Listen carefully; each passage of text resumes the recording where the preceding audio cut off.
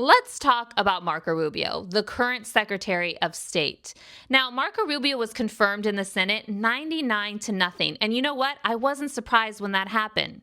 The reason Marco Rubio was chosen to be Secretary of State is because they needed an easy confirmation. Remember, most of Trump's nominees were controversial. They barely passed confirmation. So Marco Rubio was a slam dunk. The reason he was a slam dunk is while he was senator, he was in the Intel Committee and the Committee on Foreign Relations. He checked off every box. A lot of Democrat senators thought he would be the calm inside the crazy storm that was the White House. They were wrong. Now, Marco Rubio has lied before. He said that his parents came here as refugees from Cuba to get away from Fidel Castro, and that was factually proven to not be true.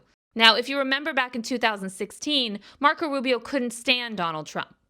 But because Marco Rubio has absolutely no personality that people even care about, no one really paid much attention to anything Marco Rubio was saying at that time. But he said it, and then he turned around and became his Secretary of State. And the reason Marco Rubio became his Secretary of State is he was hoping that if he sold his soul to the lowest bidder, Donald Trump, he would grant him with saying, "You're the next guy to take over in 28."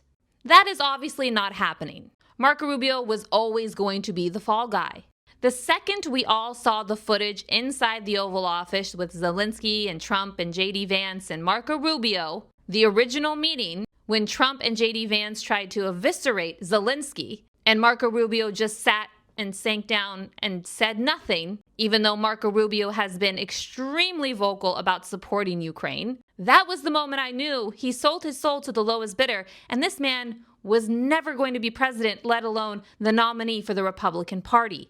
Trump doesn't listen to Marco Rubio on the world views. He doesn't advise and consent the president. This whole 29-point how to get peace between Russia and Ukraine, and it turned out to be not America's plan, but Russia's plan, is falling on the lap of Marco Rubio. Multiple Republican senators have come out and said, this is Russia's plan. We were told this is Russia's plan. This is not America's plan on how to have quote-unquote peace with Ukraine and Russia. And the Trump administration is completely fine with letting Marco Rubio be the fall guy. They can replace him with a controversial Secretary of State now, and Lord knows who that will be. Marco Rubio has always been weak. Marco Rubio has always been hungry for the top.